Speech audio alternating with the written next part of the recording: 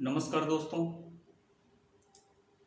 आज हिंदी के क्लास में आप लोगों को मैं एक चीज बताना भी चाह रहा हूं, आप लोगों से पूछना भी चाह रहा हूं।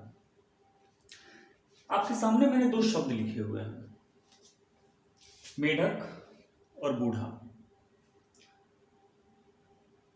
बताना भी है और पूछना ये है कि ये जो ढ लिखा है, अब मुझे नहीं मालूम कि ये ढ है या अढ़ है, इसके नीचे एक बिंदी लगती है, बिंदी।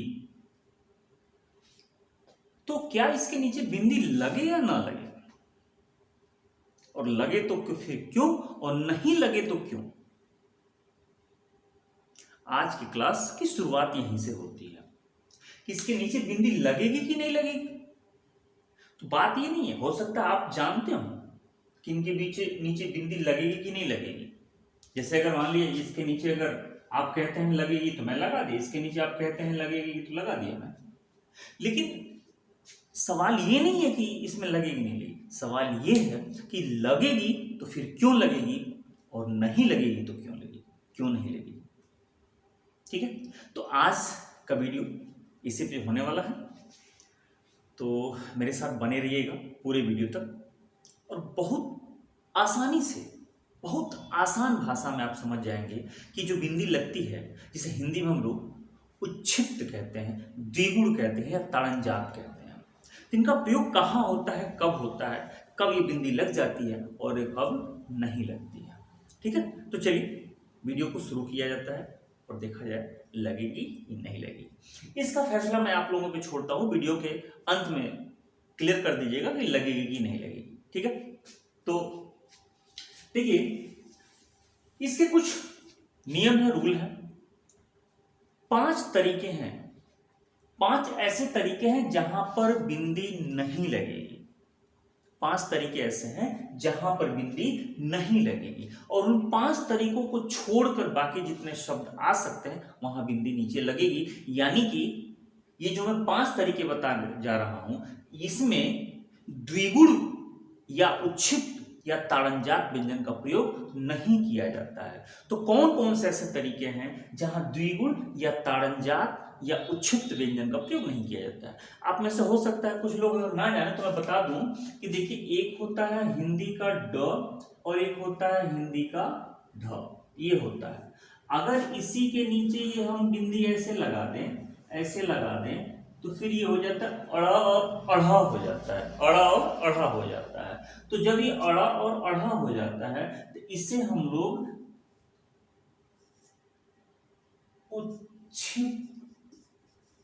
उच्छिष्ट कहते हैं। इसे ही हम लोग द्विगुण कहते हैं, द्विगुण कहते हैं। इसे ही ताड़नजात कहा जाता है। ठीक है, तो इसे ही द्विगुण और उच्छिष्ट या ताड़नजात कहा जाता है। और इसे तो आप लोग पहचान ही रहे हैं कि हिंदी का सीधा सीधा ये व्यंजन है। तो चलिए उन 5 तरीकों को देखा जाए कि जहां द्विगुण का प्रयोग नहीं होता है। तो सबसे पहला तरीका जो ये है वो है कि अंग्रेजी वाले जितने शब्द होते हैं, अंग्रेजी के जितने शब्द होते हैं, जो भी अंग्रेजी के शब्द होंगे, अंग्रेजी के, ठीक है, हिंदी में बहुत सारे ऐसे शब्द हैं जो अंग्रेजी के शब्द हूबहू हिंदी में प्रयोग किए जाते हैं। तो जो अंग्रेजी के शब्द होंगे, ठीक है, उनमें द्विगुण का प्रयोग नहीं किया जाता है। जितने भी होंगे हिंदी में, जो भी अंग्रेजी के शब्द आए होंगे, उसमें द्विगुण का प्रयोग नहीं किया जाता है। एग्जाम्पल के तौर पे, अगर एग्जाम्पल के तौर पे एक शब्द होता है डाक, हम लोग कहते हैं डाकघर, डाकघर लिखा है डाक। अगर एक शब्द होता है कि गंगा,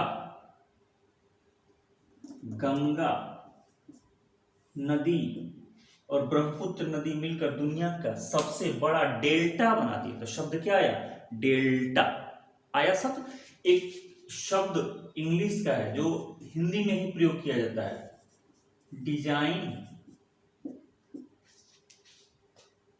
एक शब्द है रोड।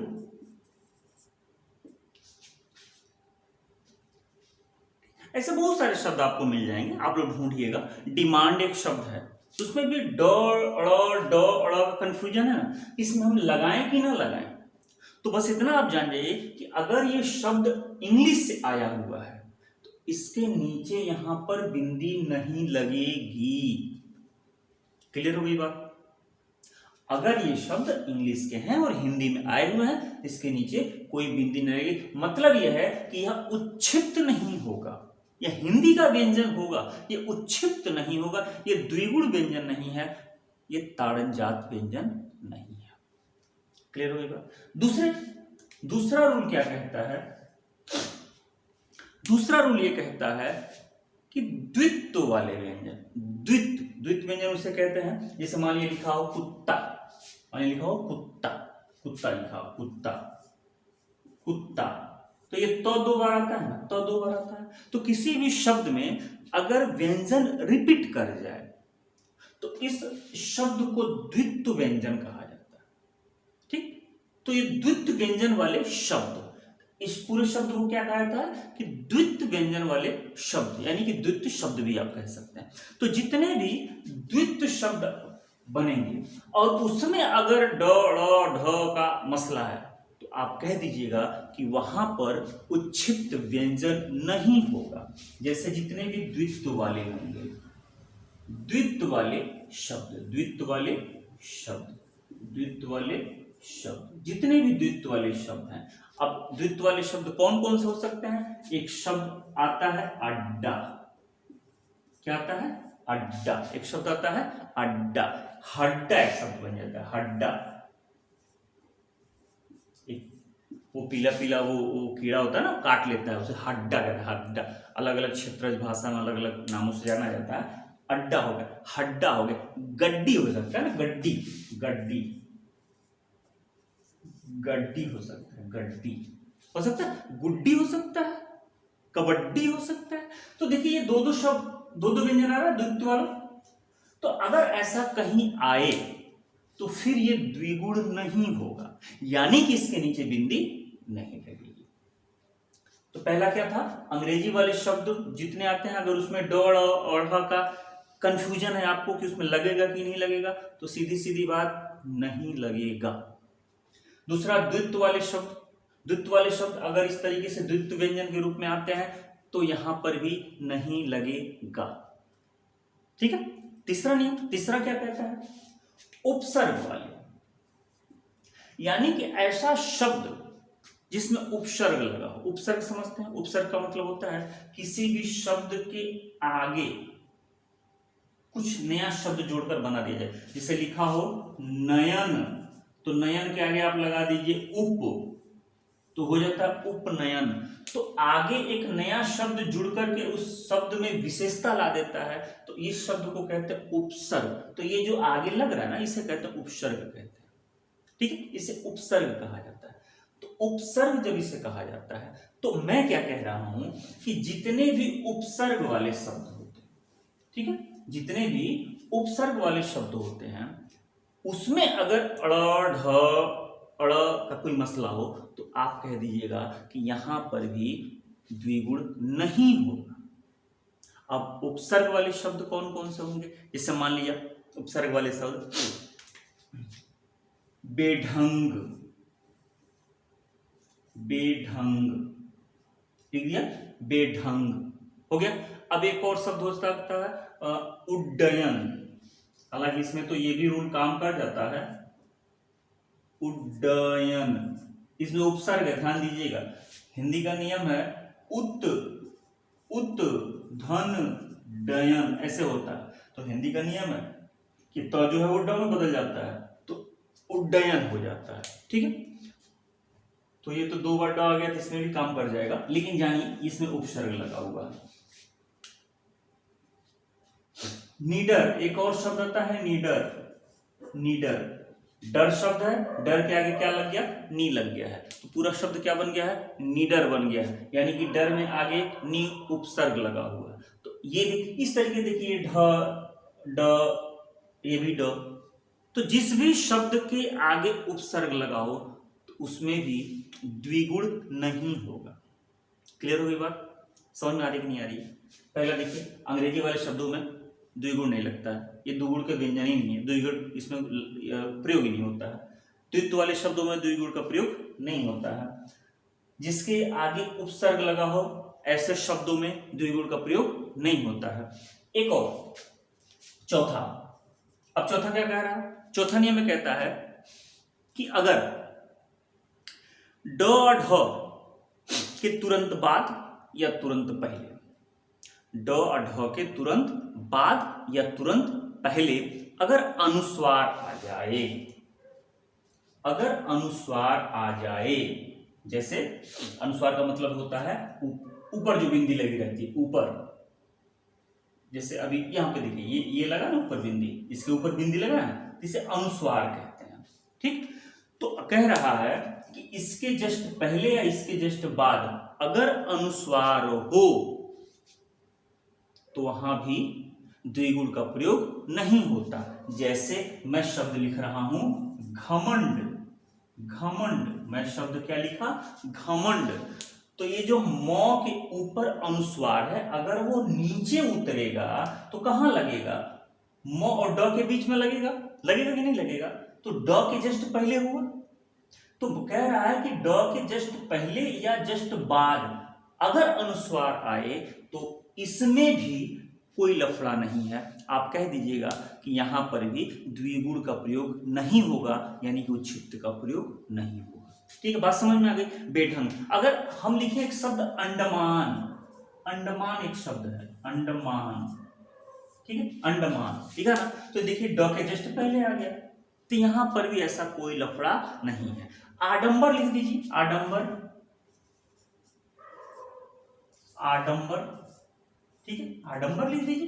देखिए अब ड के ऊपर बिंदी है जिसे हम अनुस्वार कह रहे हैं बार बार, अगर वो नीचे आएगा तो यहां पे आएगा ब के जस्ट बाद, यानी कि ड के बाद आएगा, ब के पहले और ड के बाद। तो ड के न पहले होना चाहिए न ड के बाद होना चाहिए। अगर ऐसा कुछ है तो यहाँ पर अनुस्वार का प्रयोग नहीं होगा। ऐसे ढेर सारे शब्द आ जाएंगे।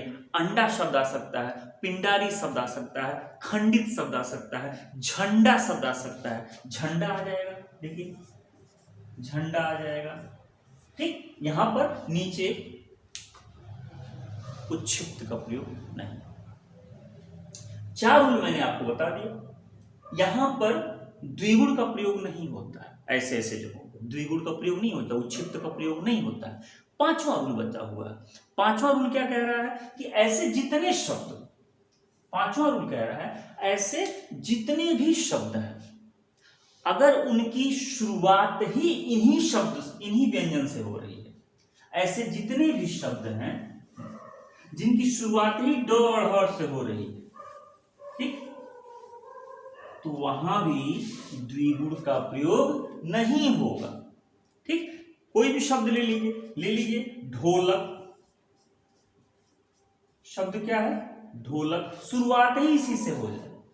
तो ऐसे जितने भी शब्द हैं जिनकी शुरुआत ही ड और ह से किसी से भी हो रही हो, अब कंफ्यूजन है कि हम ड कहें कि ढ कहें, हम अड़ कहें कि अढ़ कहें, किस क्या कहें, तो ये प्रॉब्लम सॉल्व हो गई कि अगर शुरुआत ही इसी से हो रही है तो आप अड़ अढ़ नहीं कहेंगे, ये ड या ढ होगा। लिखा हो डगर, डगर, तो इसे अड़गर नहीं कहेंगे, आप ये डगर कहेंगे। ढोलक लिखा है, ढोलक है, आप ये ढोलक नहीं कहेंगे, यहाँ पे द्विगुण का प्रयोग नहीं होता है। आप लिखे ढक्कन, लिखे ना ढक्कन, ढक्कन होता है, और ढक्कन नहीं कह सकते, नीचे बिंदी नहीं लगाते। ठीक है, ढाल कह सकते हैं, ढलान कह सकते हैं, डमरू कह सकते हैं। ये जितने भी शब्द बनेंगे और बहुत सारे शब्द बनेंगे, आप लोग बनाते रहिएगा, देखते रहिएगा, जिसकी शुरुआत ही यहीं से होती है तो फिर इसके नीचे बिंदी नहीं लगती है, यानी कि द्विगुण या उच्छिष्ट का प्रयोग नहीं होता है। तो 5 नियम बताया मैंने। पहला एक क्या था कि अंग्रेजी के शब्द में अगर ये प्रयोग हो रहा है, शब्द वो अंग्रेजी का है, तो फिर कोई लफड़ा नहीं है, उसमें द्विगुण का प्रयोग नहीं होता है। द्वित्व वाले व्यंजनों में द्विगुण का प्रयोग नहीं होता है। जिस शब्द के पहले उपसर्ग लगा होता है ऐसे शब्दों में द्विगुण का प्रयोग नहीं होता। फिर अड़ और अढ़ के जस्ट पहले या जस्ट बाद अगर अनुस्वार लगा हो तो फिर उसमें भी द्विगुण का प्रयोग नहीं होता। और आखिरी मैंने बताया कि अड़ और अढ़ से शब्द की ही शुरुआत हो रही हो तो वहां पर भी द्विगुण का प्रयोग नहीं होता। बात समझ में आ गई? ये 5 नियम है, यहां पर द्विगुण का प्रयोग नहीं होता। अब होता कहां है? तो होता यहां है कि इनके अलावा जो कुछ बचे वहां होगा। जैसे जैसे इसको भी देख लिया जाए, जैसे अब देखिए लिखा है सड़क,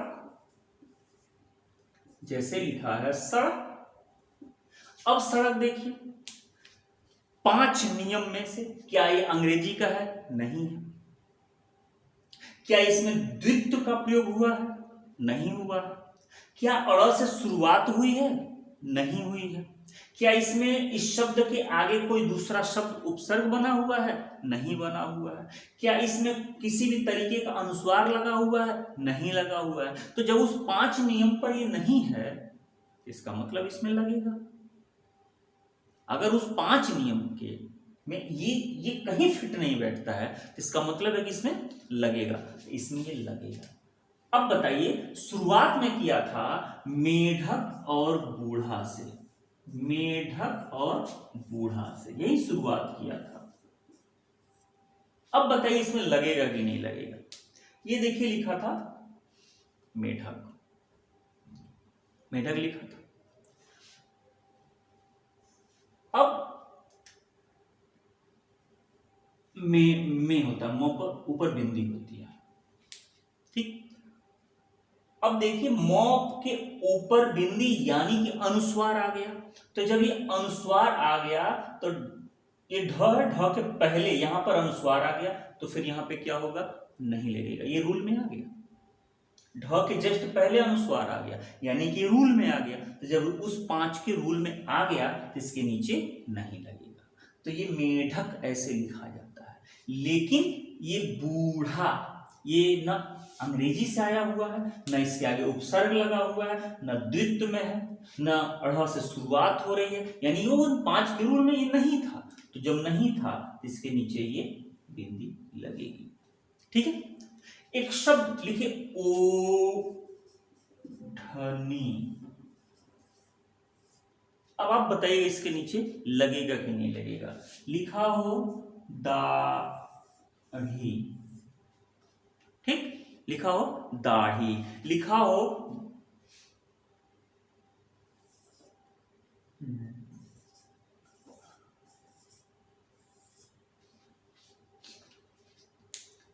ढमढम, लिखा हो ढमढम, लिखा हो गाढ़ा, गाढ़ा। और भी बहुत सारे शब्द बनेंगे। एक शब्द बनता है धड़कन, शब्द बनेगा रोपड़, अनपढ़। एक बड़ा मजेदार देहात में एक शब्द इस्तेमाल किया जाता है साढ़े साती, साढ़े साती। अब इतने शब्द हैं, आप कमेंट करके बताइए कि इसमें किसमें नीचे बिंदी लगेगी, यानी कि इसमें कौन सा द्विगुण है और कौन सा द्विगुण नहीं है, ठीक है। तो कमेंट करके बताइए। और उम्मीद करता हूं कि आपको ये बात समझ में आई होगी कि द्विगुण का प्रयोग कहाँ किया जाता है, कहाँ नहीं किया जाता है। ये शुद्धि अशुद्धि का बहुत बड़ा एक पार्ट है। अगर आप जान गए तो शुद्धि अशुद्धि आपकी क्लियर हो जाएगी। शुद्धि अशुद्धि कहाँ हम नीचे बिंदी लगाते हैं, यानी कहाँ पे हम द्विगुण का प्रयोग करते हैं और कहाँ हम द्विगुण का प्रयोग नहीं करते हैं, ठीक है। चलिए फिर मिलते हैं अगले वीडियो पे, तब तक के लिए